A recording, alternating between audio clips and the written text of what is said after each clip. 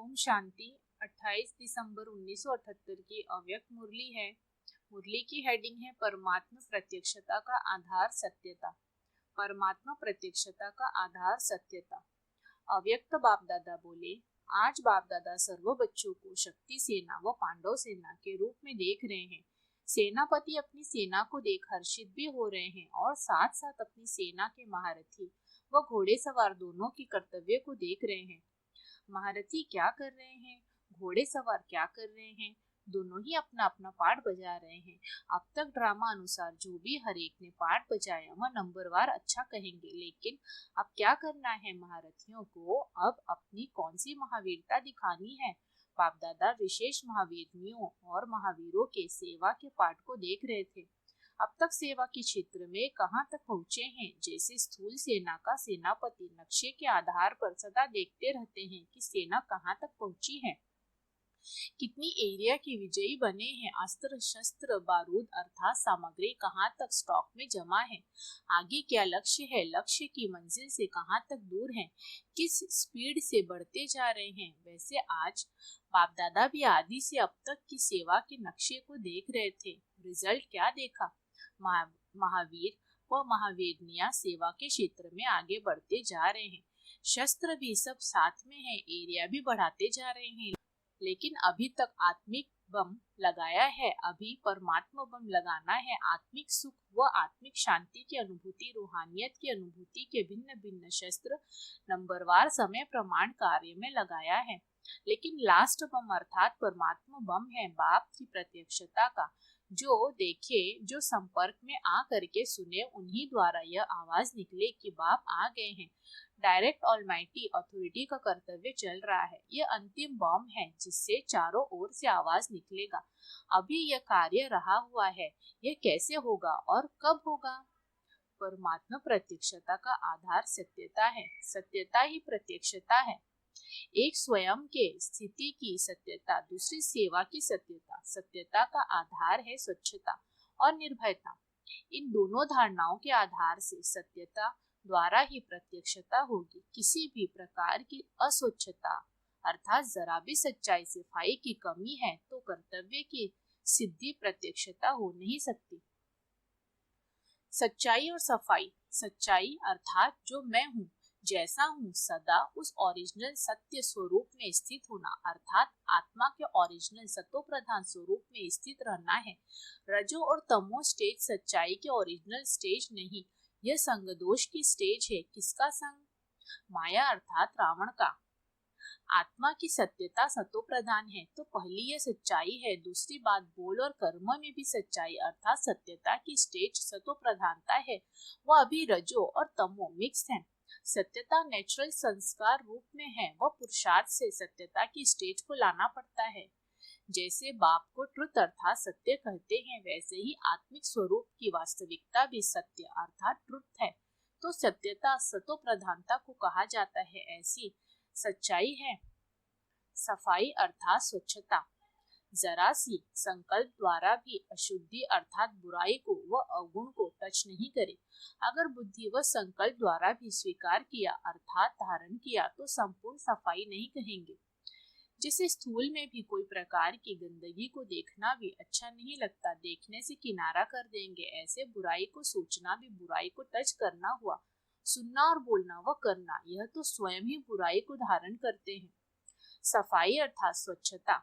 संकल्प मात्र भी अशुद्धि न हो, इसको कहा जाता है सच्चाई और सफाई अर्थात स्वच्छता। दूसरी बात है निर्भयता। निर्भयता की परिभाषा भी बड़ी गुह्य है। पहली बात, अपने पुराने तमोगुणी संस्कार पर विजयी बनने की निर्भयता। क्या करूं, होता नहीं, बहुत प्रबल है, यह भी निर्भयता नहीं। अन्य आत्माओं के संपर्क और संबंध में स्वयं के संस्कार मिलाना और अन्य के संस्कार परिवर्तन करना, इसमें भी निर्भयता हो। पता नहीं चल सकेंगे, निभा सकेंगे, मेरा मानेंगे व नहीं मानेंगे, इसमें भी अगर भय है तो इसको संपूर्ण निर्भयता नहीं कहेंगे। तीसरी बात, विश्व की सेवा में अर्थात सेवा के क्षेत्र में वायुमंडल व अन्य आत्माओं के सिद्धांतों की परिपक्वता को देखते हुए संकल्प में भी उन्हीं की परिपक्वता व वातावरण वायुमंडल का प्रभाव पड़ना, यह भी भयता है। यह बिगड़ जाएंगे, हंगामा हो जाएगा, हलचल हो जाएगी, इससे भी निर्भयता हो। जब आत्मिक ज्ञानी आप तना द्वारा निकली हुई शाखाएं वह भी अपने अल्पज्ञ मान्यता में निर्भयता का प्रभाव डालती हैं, अपने अल्पमत को प्रत्यक्ष करने में निर्भय होती हैं, झूठ को सच करके सिद्ध करने में अटल और अचल रहती हैं, तो सर्वज्ञ बाप के श्रेष्ठ मत व अनादि आदि सत्य को प्रत्यक्ष करने में संकोच करना भी भय है। शाखाएं हिलने वाली होती हैं, तना अचल होता है तो शाखाएं निर्भय हो और तना में संकोच के भय की हलचल हो, इसको क्या कहेंगे।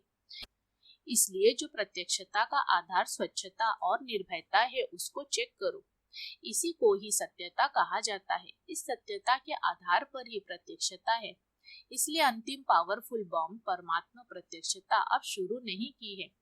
अब तक की रिजल्ट में राजयोगी आत्माएं श्रेष्ठ है, राजयोग श्रेष्ठ है, कर्तव्य श्रेष्ठ है, परिवर्तन श्रेष्ठ है, यह प्रत्यक्ष हुआ है। लेकिन सिखाने वाला डायरेक्ट ऑलमाइटी है, ज्ञान सूर्य साकार सृष्टि पर उदय हुआ है, यह अभी गुप्त है। परमात्मा बॉम्ब की रिजल्ट क्या होगी।